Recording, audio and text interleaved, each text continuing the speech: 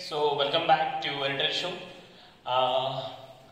Top studies में अपन mathematical logic नाम से चैप्टर पढ़ रहे थे। मैथमेटिकल लॉजिक, उसमें अपन अभी नोट नंबर नेक्स्ट देख रहे थे। 5th और 6th नंबर का एक नोट हमने इसके पहले वाले प्रीवियस वीडियोस में देखा था।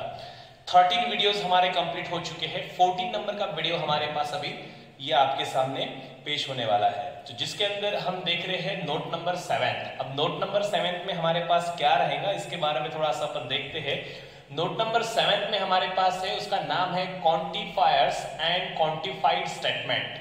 अब क्वांटिफायर्स किसको बोलते हैं और क्वांटिफाइड्स किसको बोलते हैं। अब ध्यान दीजिएगा, हमारे पास क्वांटिफायर्स यानी कि दो प्रकार के क्वांटिफायर्स है। इसको बोलते हैं फॉर ऑल और इसको बोलते हैं देयर एग्जिस्ट। इसको बोलते हैं फॉर ऑल, इसको बोलते हैं देयर एग्जिस्ट। मैंने इसको सिंबॉलिक फॉर्म में तो यहाँ पे आपको बताया हुआ है फॉर सही में, यहाँ पे इसको लिख के भी दिया हुआ है कि इस चीज को हमारे पास फॉर ऑल भी कहते हैं, फॉर एवरी भी कहते हैं, या फिर ऑल कहते हैं, या फिर एवरी कहते हैं, इजंट इट।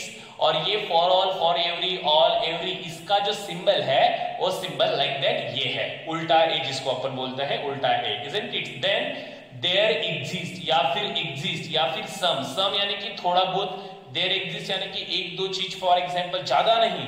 फॉर ऑल इसका मतलब आपको फॉर एग्जांपल 100 नंबर्स दिए हुए हैं, 1 2 3 4 5 6 7 8 so up to 100, और वहां पे फॉर ऑल बोला हुआ है, तो आपके सब के सब नंबर उसमें काउंट होने वाले हैं, सब के सब नंबर उसके अंदर आने वाले हैं। बट आपको बोला कि देयर एग्जिस्ट या फिर एग्जिस्ट या फिर सम, वो 100 में से कुछ नंबर ले लो आप, तो ठीक है, आप 1 ले सकते, 2 ले सकते, 3 ले सकते, 4 ले सकते, यानी कि कुछ ही आप जितने बोले हुए हैं उतने ही ले सकते हैं। बट फॉर ऑल की एक अपेक्षा ये होती है कि फॉर ऑल कहने से पूरा के पूरा आप लोगों को वो नंबर्स लेना पड़ता है। अब ध्यान दीजिएगा, क्वांटिफायर्स हमारे पास दो है, एक है फॉर ऑल और एक होता है देयर एग्जिस्ट। उसको दूसरी भाषा में कैसे कैसे कहा जाता है वो मैंने यहाँ पे लिख के दिया हुआ है।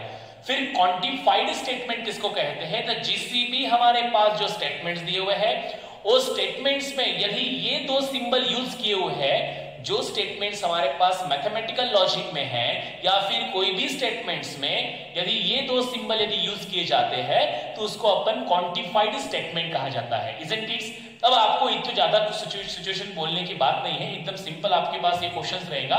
जैसे कि मैं solve example number first state board का सॉल्व एग्जांपल नंबर फर्स्ट, मैं पेज नंबर आपको बता देता हूं 14 यानी कि 14। आपको एक पेज नंबर निकालना है जिसमें क्वेश्चन नंबर फर्स्ट दिया हुआ है, if a is equal to 1 2 3 4 5 6 7, और उसके आगे उस क्वेश्चन में उन्होंने दिया हुआ है कि determine the truth values of following statements. अब आपको डिटरमाइन आप लोगों को ये वैल्यूज डिटरमाइन करनी है।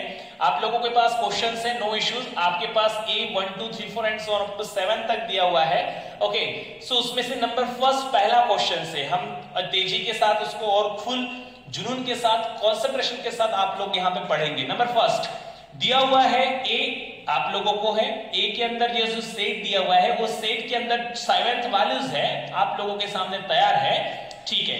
अब मुझे बताइएगा क्वेश्चन नंबर पहला, ये जो स्टेटमेंट दिया हुआ है कौन सा स्टेटमेंट है, ये क्वांटिफाइड स्टेटमेंट है। क्यों? क्योंकि यहाँ पे देयर एग्जिस्ट ये सिंबल यूज किया हुआ है, इसलिए इसको क्वांटिफाइड स्टेटमेंट कहते हैं। और इसको क्या बोलते हैं, क्वांटिफायर्स। देयर एग्जिस्ट ये क्या है, ये क्वांटिफायर्स है, ये जो सिंबल है इसको क्वांटिफायर्स कहा जाता है। और ध्यान दीजिएगा, अभी इसी क्वेश्चंस को पढ़ते हैं कि उन्होंने इस स्टेटमेंट का, ये क्वांटिफाइड स्टेटमेंट का मुझे ट्रुथ वैल्यू पूछा हुआ है।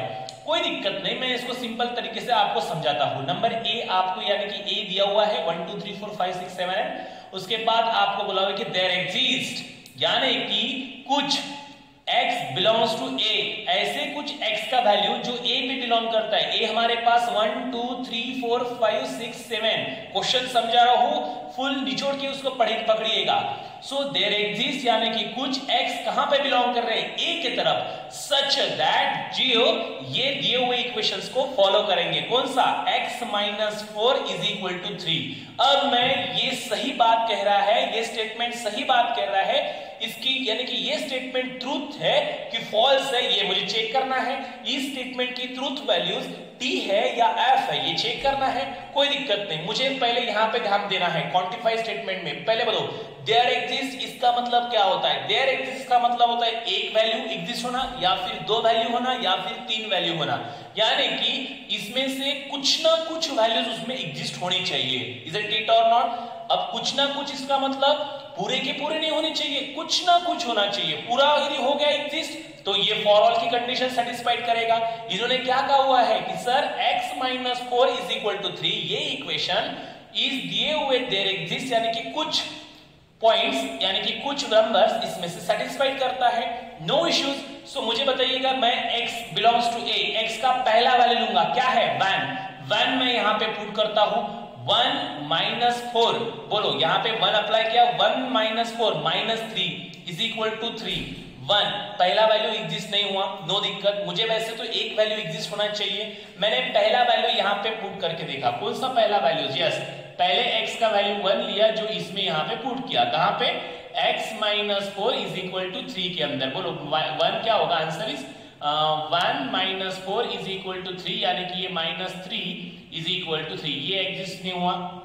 ठीक है, अब दूसरा वैल्यू लेते हैं, x is equal to 2 value है हमारे पास, x is equal to 2 value लिया, x minus 4 is equal to 3, 2 minus 4 is equal to 3, minus 2 is equal to 3। ये लिखने की जरूरत नहीं है, ये मैं समझा रहा हूं आप लोगों को, ठीक है ना? ये भी वैल्यू एग्जिस्ट नहीं हुआ, ठीक है? मुझे एग्जिस्ट होना ही इंपॉर्टेंट नहीं है, मुझे उसने देयर एग्जिस्ट कहा हुआ है, इस वजह से मुझे एक भी वैल्यू इसमें से एग्जिस्ट हो गई तो मैं फुल खुश हो चुका हूं। Is it it? क्योंकि देयर एग्जिस्ट इसका मतलब होता है कुछ ना कुछ एक समथिंग वैल्यूज, 1 या 2 वैल्यूज। इज इट इट और नॉट? ओके, अब मैं यहाँ पे 3 अप्लाई करता हूं, ओरली करेंगे। 3 माइनस 4 माइनस 1, ठीक है, ये भी वैल्यू एग्जिस्ट नहीं है। 4 वैल्यू अप्लाई किया, 4 माइनस 4 0, 5 अप्लाई किया, 1 इज इक्वल टू 3 नहीं, 6 अप्लाई किया, 6 माइनस 4 इज इक्वल टू, ये भी एग्जिस्ट नहीं हुआ। 7 वैल्यू अप्लाई किया, 7 में से 4 गया, 3 रहा, 3 इज इक्वल टू 3, यानी कि मेरा जो 7th वैल्यू है वो इस इक्वेशन को एग्जिस्ट कर रहा है। अब देखो, इतने में से सिर्फ एक वैल्यू है हमारे पास और डेफिनेटली इस इक्वेशन को एग्जिस्ट कर रहा है। तो इसका मतलब हमारा ये स्टेटमेंट बहुत अच्छी तरीके से क्लिक है। तो मैंने यहां पे सॉल्यूशंस लिखना है कि the given statement truth values, मैं इसको इरेज कर देता हूं, इसका काम हो चुका है, आपको समझ चुका है, नो इश्यूज। नहीं समझा तो आप प्रीवियस रिवर्स करके आप कर सकते हैं। The given statement truth values is T, यानी कि ये क्या है? टी है। दिया हुआ आप लोगों को स्टेटमेंट से 1 2 3 4 5 6 7, उसके बाद बिलोंग्स टू यानी कि there exist x is belongs to a। हमारा जो x है वो कहां से बिलोंग कर रहा है? a की तरफ से, a से उसको पकड़ना है। और देयर एग्जिस्ट इसका मतलब होता है कम से कम मुझे एक तो भी वैल्यू एग्जिस्ट होना चाहिए। सर मैंने 7th वैल्यू इसके अंदर यदि पुट कर दिया तो मेरा ये गणित फुल खुशी खुशी के साथ उछल रहा है, यानी कि मेरा स्टेटमेंट जो दिया हुआ है ये स्टेटमेंट है ये सही है। अब मैं सेकंड की तरफ चलता हूं। फॉर ऑल इसका मतलब क्या होता है? दिए हुए सभी के सभी वैल्यूज एग्जिस्ट होनी चाहिए। फॉर ऑल इसका मतलब होता है कुछ या फिर सम होता है क्या? नहीं, फॉर ऑल इसका मतलब है फॉर एवरी, यानी कि जितनी भी वैल्यू दी हुई है, पूरा ब्रह्मांड दिया हुआ है तो ब्रह्मांड निचोड़ के आना चाहिए उसके अंदर। यानी कि for all x is belongs to a, x सबके सब x कहां के? a के 1 2 3 4 5 6 7 सभी के सभी 7 के 7 वैल्यूज इस इक्वेशन को सेटिस्फाइड करने चाहिए। यदि इसने सबके सब ये x का वैल्यू जो है a में बैठा हुआ है, यदि इस इक्वेशन को सेटिस्फाइड कर दिया तो मैं बोलूंगा कि ये स्टेटमेंट ट्रू है। इसमें से एक भी वैल्यू इसने नकार दी तो मैं बोलूंगा कि ये स्टेटमेंट है, परंतु इसका ट्रूथ वैल्यू फॉल्स है। इजंट इट और नॉट? मैं चेक करता हूं। फॉर ऑल यानी कि सबके सब वैल्यू एग्जिस्ट होने चाहिए इस इक्वेशंस के लिए। चलो पहला x का वैल्यू लिया 1 प्लस 1 2, ओ माय गॉड, पहला ही वैल्यू यहां पे खत्म दे रहा है हमें। 2 is greater than equal to 3, सही बात नहीं है। जैसे ही एक वैल्यू उड़ गया, मुझे तो सबके सब वैल्यू चाहिए थी। पहले ही वैल्यूज पुट करने के बाद मेरा यहाँ पे फेल्यूर सिचुएशन आ चुका है, मुझे अनसक्सेस मिला हुआ है।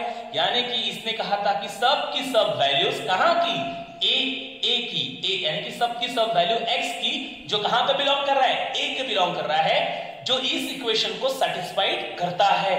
परंतु मां कसम यहाँ पे सिचुएशन ये हो रहा है कि इसने पहला वैल्यू हमारा खत्म कर दिया, पहला ही वैल्यू 2 बड़ा है बोलते इससे नो इश्यूज, यानी कि पहला वैल्यू एग्जिस्ट नहीं हो रहा है। अब चाहे इसमें कितने भी वैल्यूज हो गए सेटिस्फाइड, उससे मुझे मतलब नहीं है। ये तो सेटिस्फाइड कर रहा है, ये सेटिस्फाइड करेगा, ये सेटिस्फाइड करेगा, ये और ये, परंतु मुझे इस फॉर ऑल का मीनिंग ये होना चाहिए जितने भी वैल्यू आप लोगों को दिए हुए वो सब के सब वैल्यूज यहाँ पे एग्जिस्ट होने ही चाहिए। परंतु ये स्टेटमेंट है, ये मैथमेटिकल स्टेटमेंट है, नो इश्यूज, परंतु इसका ट्रूथ वैल्यूज फॉल्स है। यानी कि हम यहां पे सॉल्यूशंस में लिखेंगे solutions the given statement truth value is F, यानी कि फॉल्स। सर आपका मनम, यानी कि इसने कहा था कि मेरी सब की सब वैल्यूज फॉर ऑल जो कहां की है, ए की तरफ की है, सब की सब वैल्यूज इस इक्वेशन को सेटिस्फाइड करती है। मैंने एक एक वैल्यू पुट करके देखा इस इक्वेशन में, तो उसने 1 पे ही हमें सिचुएशंस अनसक्सेसफुल बता दी। यानी कि सर ये फॉर ऑल जो कह रहा है ये एग्जिस्ट नहीं है। हाँ, फॉर एग्जांपल यहाँ पे देयर एग्जिस्ट रहता था तो कोई दिक्कत नहीं, यानी कि देयर एग्जिस्ट इसका मतलब क्या होता है, सब छोड़ के कुछ ना कुछ। समझ में आया? यानी कि ये भी सेटिस्फाइड करेगा ये, परंतु ये नहीं करेगा ना तो चलेगा, क्योंकि देयर एग्जिस्ट का मतलब ही होता है कुछ ना कुछ, सबके सब नहीं, और फॉर ऑल का मतलब होता है सबके सब सेटिस्फाइड होने चाहिए। क्लियर हो चुका है? कोई प्रॉब्लम्स? अब देखो मैंने पहला दूसरा करके दिया हुआ है, तीसरा सॉल्व एग्जांपल और चौथा सॉल्व एग्जांपल आपको गिफ्ट है, और साथ साथ में कुछ मैं होमवर्क बताना चाहता हूं। होमवर्क कौन सा लिख लीजिएगा। इसी स्टेट बोर्ड के पेज नंबर पे होमवर्क है आप लोगों को, जी हाँ होमवर्क है आप लोगों को, housewife list like a page number 17, exercise number 1.3, question number पहला। Is it kids? Question number पहला 1.13 नहीं 1.3 एग्जैक्टली 1.3 समझ में आ चुका है। तो आप पेज नंबर 17 पे जाएंगे और वहां पे क्वांटिफायर्स और क्वांटिफाइड स्टेटमेंट की ट्रूथ वैल्यू उन्होंने पूछी हुई है, तो डेफिनेटली आप इस क्वेश्चन को सॉल्व कर सकते हैं। मैं एक फिर से 120 सेकंड में और क्लियर करके देता हूं। क्वांटिफायर्स इसका मतलब for all there exist, quantified statement यानी कि जिस स्टेटमेंट को ये 2 सिंबल यूज किए जाते हैं उसको क्वांटिफाइड स्टेटमेंट कहते हैं। For all there exist all every, ये इसके बोलने के एक वर्डिंग है। उसके बाद देयर एग्जिस्ट सम, इसका मतलब है फॉर ऑल इसका मतलब जितने भी वैल्यूज दी होंगे वो सब के सब उसके अंदर आएंगे। देयर एग्जिस्ट इसका मतलब कुछ ना कुछ वैल्यू आएंगी। पहला क्वेश्चन यहाँ पे दिया था 1 2 3 4 5 6 7, देयर एग्जिस्ट यानी कि कुछ ना कुछ वैल्यू होने चाहिए, सब की सब नहीं होने चाहिए। ओके ठीक है, ये सब की वैल्यू से एक वैल्यू इसको सेटिस्फाइड होने चलेगा, सब के सब नहीं होने चाहिए, क्योंकि देयर एग्जिस्ट का मतलब होता है कुछ ना कुछ वैल्यूज। समझ में आया? पूरी की पूरी वैल्यू सेटिस्फाइड होनी चाहिए थी क्या? नहीं। तो ठीक है, इसने एक वैल्यू सेटिस्फाइड कर दिया, ठीक है, ये जो स्टेटमेंट दिया हुआ था वो हमारा ट्रू है। फॉर एग्जांपल सेकंड वन यहाँ पे उसका था फॉर ऑल इसका मतलब है सबके सब होने चाहिए। अब फॉर ऑल इसका मतलब सबके सब होने चाहिए, तो सिचुएशन है कि इसने सबके सब में ये सेटिस्फाइड, ये सेटिस्फाइड, ये सेटिस्फाइड, ये, परंतु उसमें से एक वैल्यू सेटिस्फाइड नहीं कर रहा है, यानी कि ये स्टेटमेंट जो है उसका ट्रूथ वैल्यू क्या रहेगा? फॉल्स रहेगा। समझ में आया? यानी कि आपको क्वांटिफायर्स और क्वांटिफाइड स्टेटमेंट दिए गए, उसकी ट्रूथ वैल्यू हुई, तो आपको फिलिंग द एमसीक्यूज में ऐसे बहुत सारे क्वेश्चंस आ सकते हैं। So thank you so much, लिख लीजिएगा, होमवर्क भी कर लीजिएगा। So thank you so much.